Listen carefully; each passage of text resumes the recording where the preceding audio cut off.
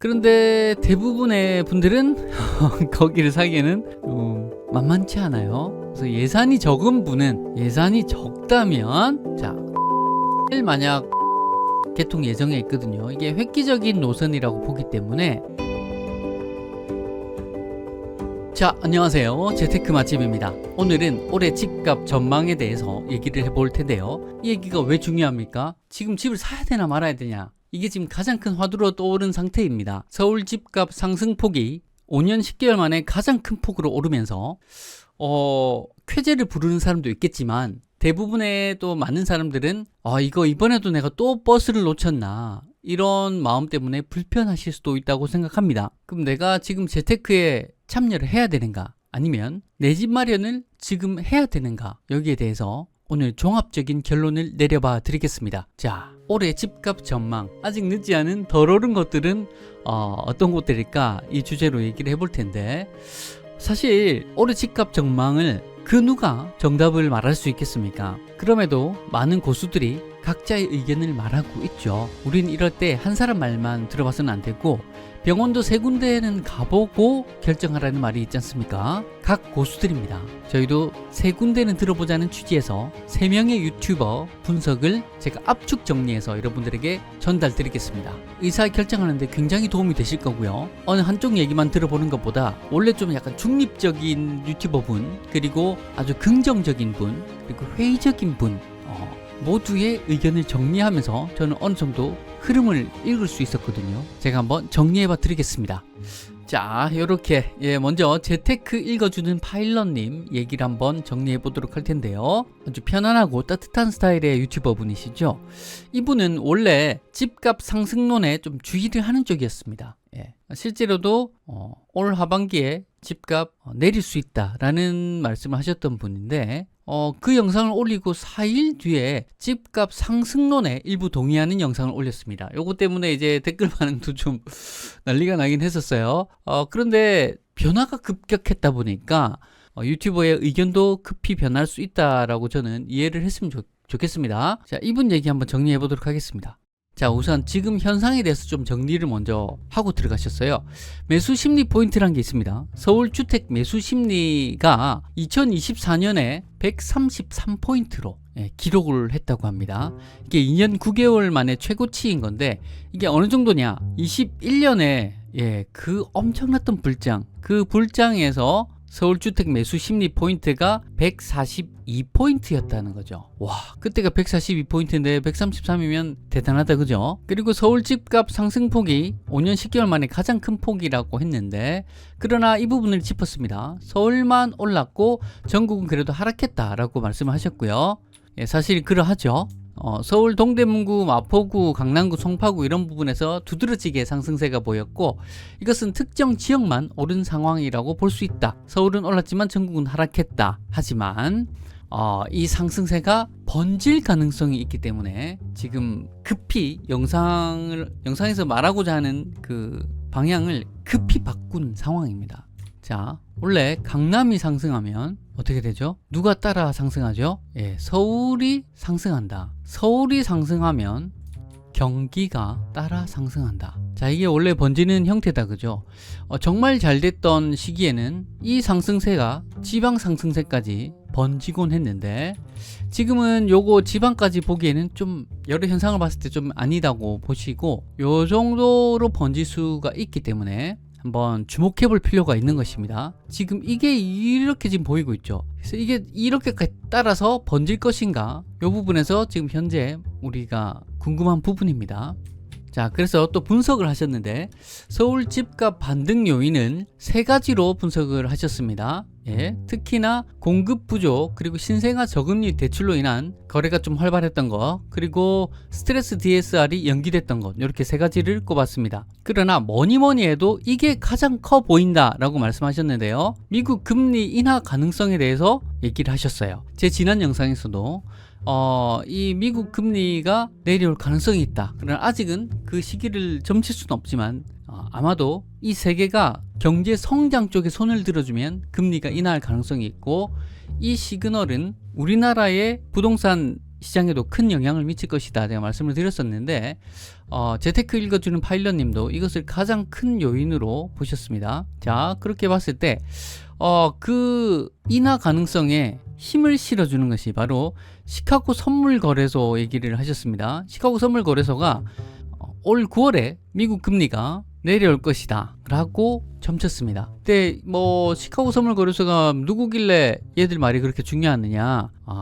자, 이들은 이때까지 금리 추이를 자주 맞춰왔는데요. 그 맞추는 승률이 90%는 맞춰왔다는 거죠. 그렇기 때문에 얘들이 지금 이렇게 말했다는 것이 예사롭지 않다라고 봤습니다. 그리고 또 본 게 트럼프 대통령에 대해서 얘기를 좀 하셨어요. 요것도 다른 영상에서 아주 공들여서 한번 정리를 하셨는데 제가 짤막하게 한번 말씀드려보면 트럼프의 당선 여부에 따라서 미국 금리가 내릴 것인가를 우리가 점쳐볼 수가 있습니다.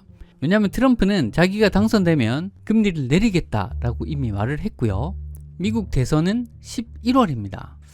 그러면 좀 아까 말한 거랑 안 맞네요. 그죠? 시카고 선물거래소는 9월에 금리가 내릴 거라고 예상을 했는데 11월에 미국 대선이다. 자, 뭐 어쨌든 우리는 한번 봅시다. 9월에 내리든 11월에 내리든 내릴 가능성이 얼마나 큰가가 중요한 것 아니겠습니까? 자, 일단 그러면 트럼프가 당선될 확률이 좀 높은가? 예, 지금은 좀 유력한 상황이라고 볼 수가 있겠습니다. 이 트럼프 총격 사건이 있었죠. 이때 사실 트럼프가 피살될 수도 있었다고 봅니다. 근데 어떻게 그 저격의 순간에 이제 고개를 돌렸는데 고개를 돌려서 귀를 맞았어요. 귀를 스쳐가지고 피가 막 후두둑 떨어졌단 말이죠. 천운이 좀 따르는 것 같기도 합니다. 예. 어떻게 그걸 귀에 맞아가지고. 근데 여기서 이제 트럼프가 보여준 모습이 피가 좋아해서 막 이렇게 되는 게 아니라 그렇게 피가 흐르는 와중에도 아주 강건한 모습으로 이야기를 마쳤거든요. 여기서 이제 지지율이 이 사건으로 60%였던 지지율이 70%로 바로 올랐습니다. 미국 사람들이 좋아하는 어떤 그런 모습이었던 것 같아요. 우리는 강한 대통령을 원한다 이렇게 생각한 것 같고요. 자, 뭐 트럼프가 또 우리나라 쪽에서는 그렇게 반가운 대통령만은 아니었잖아요. 이제 그런 것들이 떠나서 우린 경제적으로만 지금 얘기하는 겁니다. 가능성이 상당히 높다라고 보여지고 있고요. 그러면 트럼프가 당선된다면 11월에는 적어도 11월에는 금리를 내릴 가능성이 매우 높습니다. 예. 이렇게 시카고 선물 거래소와 트럼프 대통령의 얘기로 올해 안에는 미국 금리가 내릴 가능성이 점쳐진다. 이걸 가장 큰 가능성으로 봤습니다. 미국이 인하할 시 우리나라도 금리를 내릴 수 있기 때문에 그렇게 되면 우리나라 부동산 시장에도 영향을 줄 수 있다라고 분석하신 것이고요. 집값이 상승할 수가 있는 또 하나의 요인이 될 수 있겠죠. 그러면서 최종 결론을 이렇게 내리셨습니다. 앞으로 2개월 더 지켜보는데 이 분위기가 더 지속된다면 사는 게 좋겠다 라고 결론을 내리셨습니다. 자, 근데 일부 좀 그렇게 말씀하실 수도 있을 것 같아요. 2개월 더 기다리다가 진짜 놓치면 어떡하나 마음이 좀 조급해질 수 있다고 생각하는데요. 물론 저도 굉장히 실행력이 필요하다고 생각할 때 빠른 편이지만 조급함은 또 좋은 건 아니거든요. 조금만 더 얘기를 한번 들어볼까요? 그러면 자, 이번에 들어볼 분은 송희구 작가님이신데 작가분이신데 재테크로 대단하신 분이에요. 핫하신 분이고 이분의 그 촉 이런 거가 그리고 분석력이 굉장히 좋으셔가지고 상당히 좀 주목받는 분이십니다. 자, 이분 얘기 한번 들어볼 텐데요. 물가 상승 우려에 대한 목소리에 답변부터 하셨습니다. 이런 질문을 받으셨는데 최근에 물가가 오르는 것에 우려는 있지만 사실 과거에도 그랬다. 물가 상승하는 거는 과거에도 그랬다. 언제나 그랬다. 이것은 자연스러운 현상이다. 이렇게 말씀하셨어요. 저도 공감하는 부분입니다. 저는 이 부분을 말할 때마다 이렇게 표현하곤 합니다. 우리 조선시대 때 한양에 입지 좋은 대저택이 얼마였는가? 3만원 정도 했다고 하거든요. 그 물가는 미시적으로 바라보면 뭐 요런 순간도 있겠지만 거시적으로 바라보면 어떻습니까? 제가 늘 강조하는 거시적 흐름. 거시적으로 바라보면 계속 이거예요. 이게 자연스러운 현상이라는 겁니다. 이걸 거스를 수 있을까? 물론 사람들은 물가 상승에 우려가 있죠. 이렇게 물가 상승이 가파른 게 정상이라고 생각해! 하고 저를 혼낼 수도 있습니다. 그런데 저를 혼낼 게 아니라 이렇게 스스로 한번 질문을 해보세요. 10년 뒤에 새우깡이 1,500원일까요? 여전히? 반대로 우리가 어렸을 때 새우깡이 얼마였나요? 이걸 생각해보면 자연스럽게 이렇게 올라갈 겁니다. 그래서 이 부분에서 좀 송익구 작가의 생각이 저랑 좀 많이 비슷하다는 걸 시작부터 좀 느꼈었고요. 제 의견은 좀 빼도록 하고 계속해서 가보도록 할게요. 자, 부동산 시장 한 줄 평가하자면 지금 약상승 중이다 라고 표현하셨습니다. 한 줄 표현이 되게 뚜렷하신 것 같아요. 약상승 중이다 라고 표현하셨고, 그 이유로는 고점 대비 많이 하락했기 때문이다. 이걸 큰 이유로 꼽으셨어요. 자, 이런 말이 있습니다. 많이 하락한, 지금 하락해 있는 이것이 호재다, 이런 표현이 있습니다. 많이 내려 있다는 거는 결국 이걸 불러오기 때문에 호재라고 보는 것이죠. 물론 이분이 호재라고 표현하지는 않았지만 고점 대비 많이 내려와 있었던 것이 가장 큰 이유다 라고 말씀하셨고요. 자, 그동안은 보합세를 유지했는데 선호되는 지역들의 전세가가 오르기 시작하면서 선호 지역부터 오르기 시작했다. 그 다음 급지들이 밀려 올라가는 것 같다라고 말씀을 하셨는데, 자, 이 말씀을 하신 거죠. 전세가 상승의 영향이 가장 크다고 보고 있었습니다. 자, 이것도 참 늘 반복되었던 일인데요. 자, 매매가가 보합이 되고 있다고 하더라도 이 전세라는 거는 실수요다 말이죠. 사람이 길가에서 살 수 없기 때문에 어쨌든 거품의 수요가 아닌 실수요인데 물가가 상승하고 결국 전세가가 오른다는 거죠. 근데 최근에는 또 빌라 전세 사기 사건 이런 것 때문에 아파트 전세에도 더 쏠림 현상이 있어가지고 가팔라졌다는 거죠. 전세가가 매매가를 이렇게 거의 추격하면 어떻게 됩니까? 제가 지난 영상에서도 기초 영상에서도 설명드렸다시피 이게 추격되면 그냥 사겠다 내가 이렇게 되는 거죠. 사겠다는 사람들이 나타나면 어떻게 됩니까? 싸게 나온 매물들이 없어지면서 매매가는 상승하는 거죠. 이렇게 되는 겁니다. 그래서 이것이 지금 가장 큰 또 요인 중에 하나라고 송익구 작가는 본 것이죠. 그러면서 이런 말씀까지 하셨어요. 이제 집값이 하락하기는 쉽지 않다라고까지 표현했습니다. 이런 말은 사실 항상 조심스러운 말이거든요. 어떻게 될지 모르기 때문에. 근데 이 정도까지 표현하셨어요. 집값 하락은 이제 쉽지 않다. 다만 강한 상승도 어려울 것이다, 이렇게 보셨습니다. 약한 상승을 이어갈 걸로 예상하셨고요. 지금 너무 급한 상승을 급하게 따라가기에는 위험도도 있다. 급한 상승은 언제나 조정을 맞이한다 라고 표현하셨습니다. 그래서 지금 급하게 올라간 건 조정을 맞이할 수도 있어요. 그러나 전체적으로 보면 꾸준한 약상승일 것이다 라고 점치셨습니다. 그러면 어디를 매입해야 하나 라는 질문에 생각보다는 뚜렷한 답변을 주셨는데, 또 재밌는 거는 송익구 작가는 금리의 영향은 그렇게 크지 않다라고 보고 있었습니다. 이분은 전세가가 강보합세이기 때문에, 그게 또 유지될 거기 때문에 그 영향이 가장 클 거라고 보고 있었고요. 웬만해서는 계속 오를 것인데 만약에 변수가 있다면 미국 경제의 큰 변화는 우리나라에도 변수가 될 수 있다. 그래서 늘 지켜볼 필요가 있다라고 얘기를 하셨습니다. 자, 그래서 어디를 매입해야 하는가? 자, 지금 이 분위기에서도 늘 임장을 열심히 다닌다고 하십니다. 임장을 다니면서 현장의 분위기를 저희들에게 전해 주셨는데요. 호가가 계속 상승하고 있다 라는 말씀을 하셨고, 전세가 호가가 또 크게 올라가고 있어서 매매가와 가까워지고 있다 라는 걸 짚었습니다. 자, 다만 지금 알다시피 강남 4구나 마용성 같은 곳들은 이미 전고점을 회복했다. 예. 사실 이런 데를 들어가려고 지금 쳐다보면 갑자기 숨이 탁 막히죠. 예, 숨이 막힙니다. 좀 많이 올라서 이미 이렇게 전고점을 회복했기 때문에 들어가기가 쉽지가 않습니다. 결정하기가. 그럼에도 불구하고 이렇게 표현하셨어요. 만약에 예산이 넉넉한 분은 그럼에도 사도 된다고 생각한다. 방금 그런 최고점을 찍은데도 사도 된다. 올라간 곳은 결국 더 간다 라고 표현하셨습니다. 그런데 대부분의 분들은 거기를 사기에는 만만치 않아요. 그래서 예산이 적은 분은, 예산이 적다면 전 고점에서 많이 떨어져 있지만 거래가 활발한 곳을 사라, 이렇게 말씀하셨습니다. 예, 이게 제 지난번 영상에서 제가 말씀드린 포인트랑 똑같아가지고 굉장히 좀 저하고 좀 비슷한 시각을 가지신 분인 것 같아요.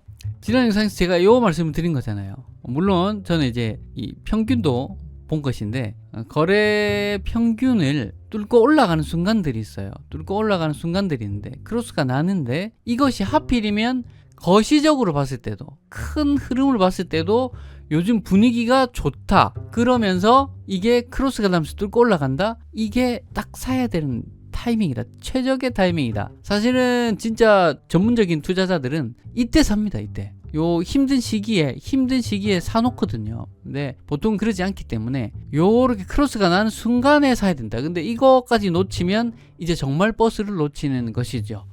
근데 요런 어떤 지표는 모든 지역이 동일하게 나오는 건 아니기 때문에 1등인 강남이 지금 이미 이렇게 돼서 갔단 말이에요. 전고점 회복을 했단 말이에요. 그러면 요거를 따라서 올 곳들을 사야 된다. 아직 늦지 않았다 라는 부분입니다.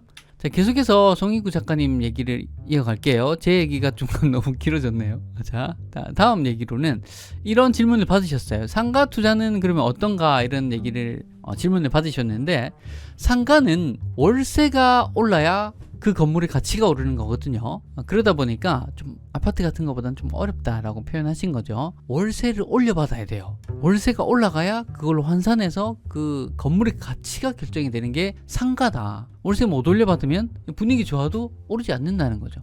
근데 아파트는 그런 것과 무관하게 오를 때는 오르기 때문에 훨씬 더 선호되는 투자다. 이렇게까지 말씀하셨고요. 이거는 그렇다는 거지 뭐 상가 투자가 나쁘다 이런 얘기가 아니라 송인구 작가님은 그렇게 보셨다는 겁니다. 자, 주의해야 할 투자처는 그러면 어딘가라고 질문을 받았을 때 이게 원래 좀 답하기가 한 줄로 답하기가 좀 어려운 부분이거든요. 투자자들은 감으로 알고는 있지만 이렇게 표현하셨어요. 정말 잘 정리하신 것 같은데 2013년 1월 대비 전혀 반등을 하지 않은 곳이라고 말씀하셨습니다. 어느 그 선을 잘 말씀해 주신 것 같아요. 사실 이런 곳들이 있습니다. 특히 또 지방 투자가 좀 조심스러운 게 그런 거죠. 2013년을 기준으로 봐도 거의 오르지 않는 곳들도 있습니다. 예. 사실은 그 어떤 가치라는 게 돈의 가치가 내려가면서 새우깡이 오르듯이 올라야 되는데 그럼에도 안 오르는 곳들이 있다는 거죠. 왜냐하면 돈의 가치가 떨어지는 만큼 그 가치도 같이 떨어지고 있는 곳이기 때문이거든요. 보통 막 여러 가지를 꼽지 않습니까? 인구 감소도 있겠고 건물의 노후 이런 것들도 다 반영이 되는 건데 보통 오르는 곳들은 그런 미미한 하락보다는 상승이 훨씬 크기 때문에 새우깡 오르는 것과 같이 오르거나 그것보다 더 심하게 오르는 경우도 있다는 것이죠. 그렇게 보는 건데 2013년 1월 대비 전혀 반등하지 않은 곳은 투자하면 안 된다. 조심해야 될 투자처다. 이렇게 말씀을 하셨습니다. 경기도로 치면 너무 끝자락 같은 곳들이 보면은 반등이 없는 곳들이 있다.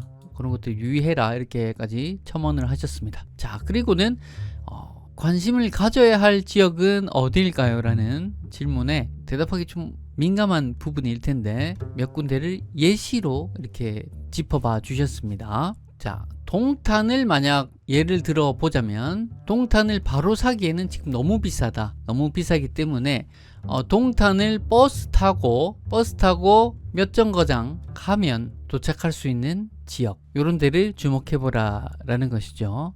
요런 데 물건들이 보면은 5억에서 8억 정도 되는 물건들이 있다. 요런 거는 사도 괜찮은 걸로 보인다. 요 말씀이고요. 예시로 말씀하신 겁니다. 그리고 안산 같은 곳을 보면은 신안산선이 개통 예정에 있거든요. 이게 획기적인 노선이라고 보기 때문에 신안산선 주위에 있는 또 10억 이하의 물건들은 본다. 이렇게 말씀하셨습니다.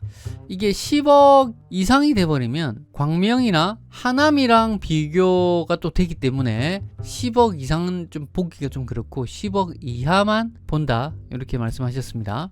그리고 남양주 쪽도 하나 짚으셨는데 다산신도시, 다산신도시는 본다라고 말씀하셨습니다. 20평대가 8, 9억 한다. 자, 근데 다산신도시를 좀 주목하는 이유는 8호선이 너무 좋은 라인이라서 8호선 이제 개통 코앞으로 앞두고 있습니다. 이 8호선 라인이 별내까지 가는데, 그죠? 별내까지 가는데 다산을 지나가고 어디서 오죠? 자, 잠실을 지나 암사에서 이제 8호선이 요렇게 들어오죠. 이 엄청 파워가 강한 라인이다 이 말이죠. 잠실까지 그냥 쑥 통한다, 남양주가. 그렇기 때문에 다산을 좀 크게 보고 있었고요. 또한 다산을 좀 크게 본 게 이 3기 신도시인 왕숙이 있습니다. 왕숙. 유명하죠. 왕숙. 그런데 이 왕숙은 또 안 본대요. 예, 그러니까 송이구 작가님이 그렇다는 거예요.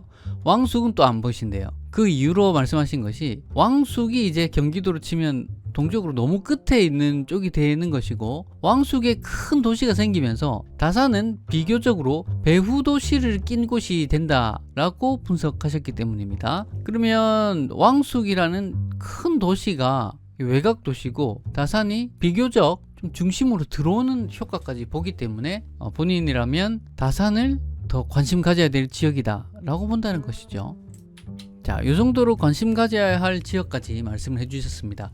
여러분들도 어떤 투자를 하거나 아니면 내가 어떤 아파트를 산다면 이런 얘기들이 좀 실질적인 참고할 만한 얘기로 들리셨을 거고 그렇게 다가가길 바랍니다. 자, 그 다음 계속해서 얘기를 이어가 보면 양극화의 키 맞춤에 대해서 한번 얘기를 하셨습니다. 자, 양극화 A라는 지역이 이렇게 있단 말이죠. 근데 그 양극화가 이렇게까지 차이가 난다는 것입니다. 정말 우러러 볼 수밖에 없게 되는 양극화인데 이것이 심화되는 것을 참 많이들 우려합니다. 그죠? 그런데 양극화에도 키 맞춤이 있을 것이다 라고 말씀을 하고 있고요. 실제로 그걸 바탕으로 투자하는 투자 전략들도 있습니다. 자, B가 이쯤에 B가 있었다면 B도 키 맞춤으로 이렇게 올라갈 수가 있다라는 말씀이고요. 그리고 심지어 여기 C가 있는데 C도 키 맞춤을 해서 올라갈 수 있다. 양극화도 키 맞춤을 할 수 있다라는 말씀을 하셨습니다. 다만 이건 좀 제가 첨언을 드리고 싶은 부분인데 여기 이제 F가 있다고 칩시다. F가 이 F는 키 맞춤 한다고 보장을 못합니다. 그래서 우리가 투자할 때는 이 F는 안 쳐다보는 걸로 그렇게 하도록 합시다. 우리 F는 이거는 진짜 키 맞추면 안 할 수 있어요. 뭐 우리가 죽는 날까지 그 자리에 있을 수도 있습니다. 그래서 이거는 보지 않도록 하고, 그러나 확실히 B 지역, C 지역 2등, 3등 지역이라고 제가 많이 표현하죠. 2등, 3등들은 1등을 따라 올라가는 경우가 많습니다. 그래서 이 키 맞춤을 우리가 이해하면 버스를 놓쳤을 때도 다음 버스가 있음을 볼 수가 있는 겁니다. 지금 A가 누굽니까? 지금 막 오른 강남 4구나 마용성 같은 어떤 진짜 비싼 그런 핵심 지역들이고요. 그런 데들은 이미 정고점을 회복한 그런 애들이 A라고 볼 수 있고, 신사동, 청담동 막, 그죠? 그런데 그 밑에 급지들 따라 오를 수 있다. 그래서 송이구 작가가 말씀하기로는 최근에 보니까 노원구나 도봉구, 강북구 같은 곳도 상승을 약간 시작했다라고 얘기는 했습니다. 그러나 그래서 아까 이분이 약상승을 얘기를 하셨잖아요.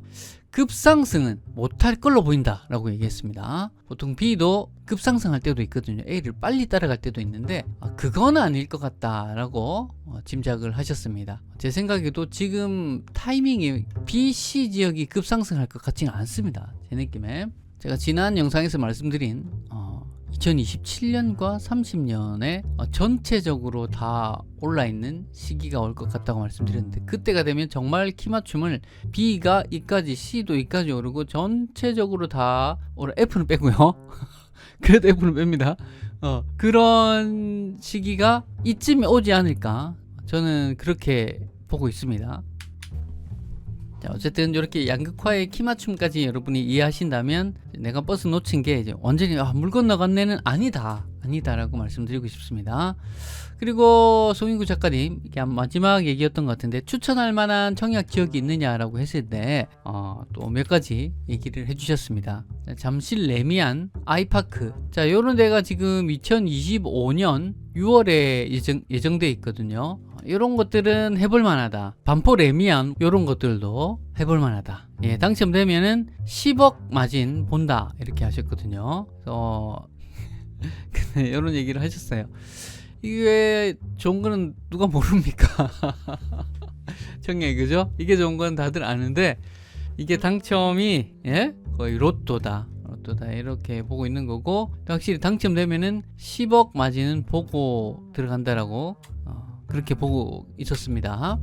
그 외에 청약을 할 때 감안해 볼 것은 신축과 4, 5년 된 옆에 단지들은 한 5천에서 1억 정도가 차이가 나니까 그걸 감안해서 시세 비교를 해보고 청약에 들어가는 게 좋겠고, 청약 투자가 일단 공사 기간 동안에 내 돈이 무기이기 때문에 비싸면 무조건 손해고 옆에 단지와 같거나 조금 저렴한 게 좋겠다라고 말씀을 하셨습니다. 자, 다음으로 이제 마지막 세 번째 유튜버 분 얘기를 한번 들어볼 텐데요.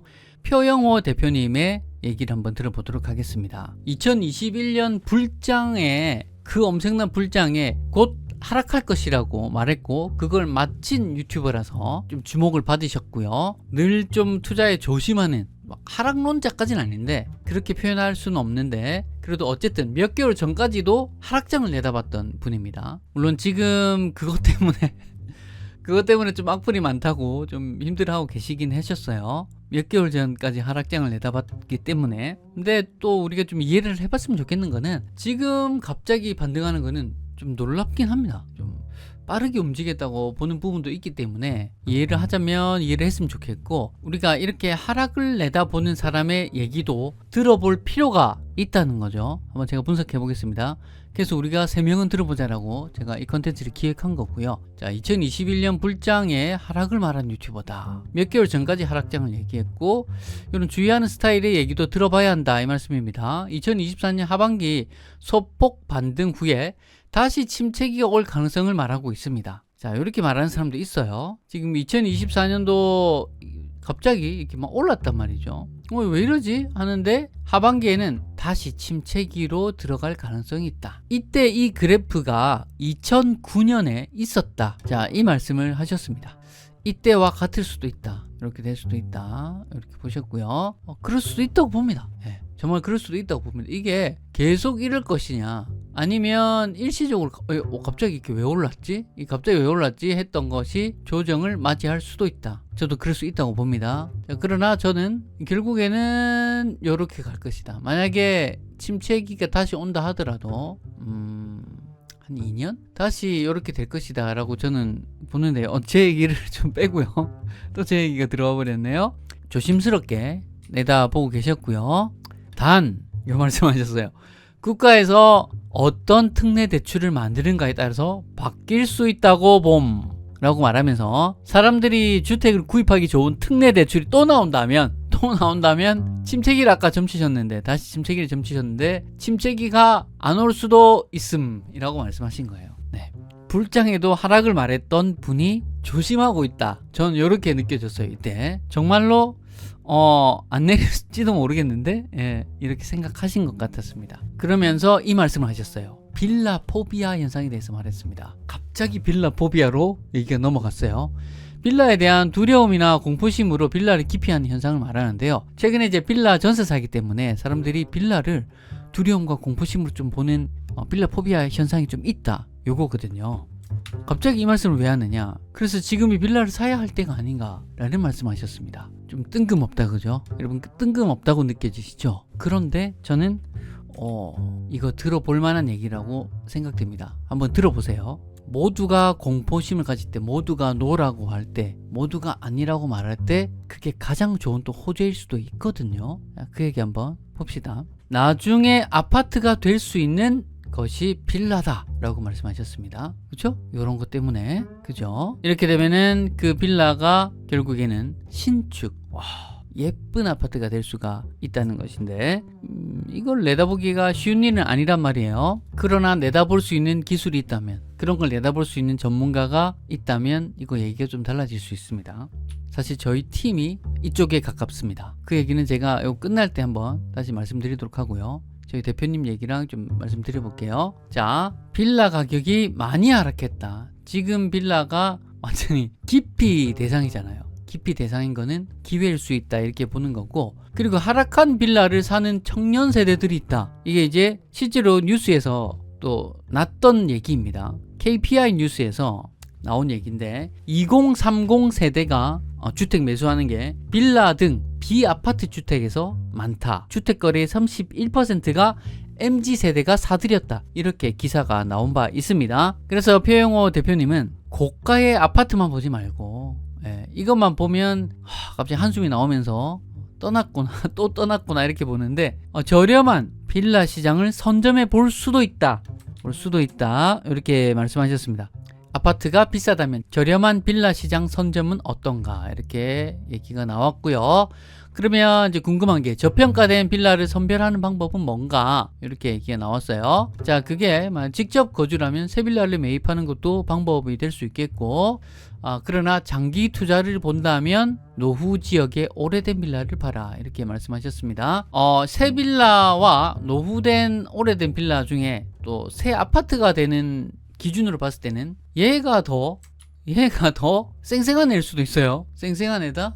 쌩쌩한 새로 지은 빌라가 오히려 더 늙어 보일 수도 있다는 겁니다. 이게 더 파릇파릇한 애기가 될 수 있다는 거예요. 자, 그런 노후된 빌라를 내부 수리해가지고 거주하는 것도 추천해본다라고 말씀을 하셨어요. 이 내부 수리 싹 하면 살기는 또 깔끔할 수도 있습니다. 그렇게 해서 거주하는 것도 추천을 해볼 만하다라고 표현하셨고, 이렇게 말씀하셨어요. 지금 아파트 사기에는 너무 비싸니까 빌라를 사놓고 때를 기다리는 스타일이다, 이게 이렇게 표현을 하셨습니다. 특히 젊은 청년들이 장기적 시각을 가지고 서울 내에 주요 지역을 입성할 수 있는 기회일 수 있다, 이렇게 말씀하셨어요. 아무래도 좀 장기적으로 시간이 굉장히 좀 많이 들 수 있기 때문에 장기적 시각을 가지고 서울 내의 주요 지역을 입성하는 것에 의미가 있다라고 보신 건데요. 이런 예를 드셨습니다.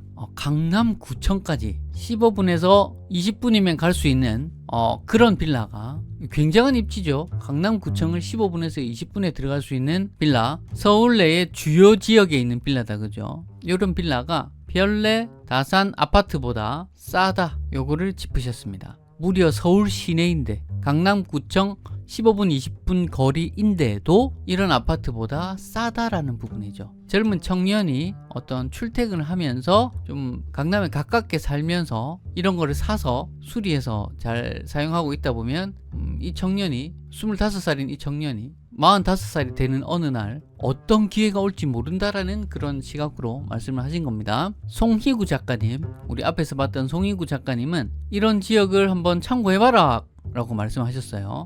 근데 또 어떤 사람은 이런 거보다 더 싼 이런 좋은 것도 있다, 이런 장기적 투자도 있다 라고 말하고 있는 것입니다. 둘 중에 누가 정답이냐, 제만님이 보기엔 누가 더 정답 같아요 했을 때 둘 다 정답이다. 둘 다 정답이라고 봅니다. 좀 빠르게 가치가 상승할 곳을 보느냐, 아니면은 나는 이거 좀 잊어버리고 묻어놓고 사는데 어느 날 쉽게 들어갈 수 없는 이런 입성을 꿈꿀 수 있는 장기적 투자를 하겠다 하는 것도 방법이라는 거죠. 그래서 이 표영호 대표님도 이거를 얘기를 하셨습니다. 전세 대란이 시작됐다. 갑자기 또 얘기가 여기로 갔어요. 왜냐면 지금 계속 좀 조정을 맞이하고 장기 침체로 갈 수 있다라고 얘기를 시작하셨던 분인데 얘기가 갑자기 이리로 간다는 거죠. 전세 대란이 시작됐다. 전세가가 계속 오를 것이다, 이 얘기를 하셨어요. 부동산 안정화가 되면 전세가도 좀 안정화가 될 텐데 부동산 안정화가 안 되고 있다. 그러면서 이제 막 방송인데 내가 이런 말 해도 돼요? 하면서 사실 카르텔이 있다. 예? 카르텔. 그로 인해서 이익을 얻는 그분들이 있기에 안정화가 안 되고 있다, 이렇게 말씀하셨습니다. 지금 방금 발언하신 그 모든 것은 집값 상승에 대한 얘기거든요. 그죠? 전세 대란이 시작되고 전세가가 오르고 부동산 안정화가 안 되고 있다. 그래서 전세가가 안정화가 안 된다. 카르텔이 있다. 그 이득을 얻는 그분들이 있다. 이 전부 다 무슨 얘기냐면 전부 다 결국 오를 거잖아, 이 얘기예요. 그랬는데 어떻게 말씀하셨냐면 본인도 약간 저는 되게 재밌었어요. 이분이 말씀하시는 게 되게 재미가 있었는 게 요 다음 이제 얘기가 일로 갔거든요. 갑자기 일로 갔기 때문에 MC가 그러면은 집을 지금 사야 한다는 건가요? 이렇게 물어본 거야. 그랬더니 본인이 이제 IMF를 겪었기 때문에 무섭다라고 갑자기 말씀하시면서 부동산 안정화가 되지 않았기 때문에 무리해서 사는 것은 금물, 이렇게 갑자기 또 이렇게 후진을 하셨어요. 사실 안정화가 안 됐다는 것 때문에 오르는 건데, 그죠? 안정화가 되면 이제 보합세로 가겠죠. 안정화가 되지 않았기 때문에 또 금물, 이렇게 결론을 내리신 거 보니까 저는 그걸 보면서 이렇게 하락을 점치셨고 늘 좀 조심한다, 투자 조심한다, 내릴 수 있다, 이거를 말하는 사람조차도 지금 순간적으로 본인도 모르게 이거 진짜 오를 수도 있는데 큰일 났네, 약간 이런 생각이 있기 때문에 말이 이렇게 나오는 거거든요. 이거는 이렇게 보시는구나 이런 생각이 들었습니다. 그렇게 올해까지 기다려 보는 걸 추천했고요. 우리나라 경제 성장률 금리 하락 그러면 그때 사라고 말했습니다. 이렇게 하락에 점치는 분이 그때 사라 라는 표현을 하셨습니다. 언제? 우리나라 경제 성장률이 계속 좋고 그리고 금리가 내리면 그때는 사라 라고 말한 것입니다. 저도 이 부분을 되게 좀 크게 보잖아요. 지난번 영상에도 말씀드렸다시피 요거 이제 미국에서 금리 하락하면서 우리나라도 금리가 좀 내리면 내린다고 갑자기 막 움틀하지는 않을 거예요. 근데 그 내린 게 사람들이 심리를 살아나게 합니다. 심리를. 이게 살아납니다. 이게 살아나면 다시 우기가 찾아올 수 있다. 제가 지난번에 그렇게 말했던 우기가 찾아오면 또 대자연의 사이클은 늘 사인파로 움직이듯이 결국 또 한 번의 사인파가 올 수 있다라고 생각합니다. 이거 또 제 얘기가 나와버렸네요. 죄송합니다. 표영호 대표님 얘기를 하고 있었는데 제 얘기가 궁금하신 분들은 지난 영상을 한번 참조해 보시면 좋겠습니다. 저도 뭐 올 하반기에 집이 올 하반기에 오를 것이다 라는 쪽은 아니에요. 사실 올 하반기는 물음표입니다. 저도 물음표입니다. 이거 표영호 대표님 말 맞다나 이럴 수 있습니다. 이럴 수 있고 이럴 수도 있고 이럴지도 모릅니다. 그런데 지금으로부터 3년 뒤에는 결국 이 흐름이 올 것 같고 5년 뒤에는 다시 한번 전성기의 그래프 끝을 한번 찍을지 모른다. 저는 이렇게 보고 있습니다. 그 근거나 이런 것들은 지난 영상 한번 참고해 보시면 좋겠습니다. 자, 표영호 대표님 얘기로 계속 돌아가서 그래서 신축이냐 구축이냐 라는 질문을 받으셨어요. 그리고는 이렇게 답변하셨습니다. 15년쯤 된 구축 추천해본다 라고 말씀하셨어요. 이 구축이란 애들도 결국에는 신축 따라 많이 올라갔다 라고 표현하고 있고요. 아직 오르지 않은 구축을 사는 걸 추천한다 이렇게 말씀하셨습니다. 굉장히 주택가 상승에 조심스럽게 보는 분도 이런 거 사는 거 추천한다 라고 표현까지 했어요. 아직 오르지 않은 구축을. 이게 안 올랐기 때문에 여러분 여기에 기회가 있다고 저는 생각합니다. 저도 이 부분에서 좀 동의하는 부분이거든요. 신축 좋죠. 누구나 좋아하죠. 그래서 좋지만 지금 신축이 이미 이렇게 올랐다면 구축은요 결국 요렇게 또 오릅니다. 요렇게 시기는 한참 좀 뒤지만 따라 오를 수 있다라는 부분입니다. 그래서 지금 만약에 산다면 요 정도가 될 수 있는 거죠. 이 기간은 우리가 아무도 알 수 없습니다만은 괜찮은 투자라고 보고, 대신에 아까 제가 말씀드린 F지역이죠. F지역? 요거 보지 말자고 한가? 예, 이거는 구축이든 신축이든 우리 보지 말고요. 네, A, B, C 지역 정도에서 얘들은 구축들이 신축을 따라 키맞춤할 가능성이 있다 이렇게 말씀드리겠습니다. 그러면 완전히 아직 버스 놓친 건 아니죠. 그리고 표영호 대표님에게 청약 도전에 대해서도 질문자가 얘기를 했는데 이렇게 말씀하셨어요. 청약은 당첨이 어렵다, 복권이다 이렇게 하셨어요.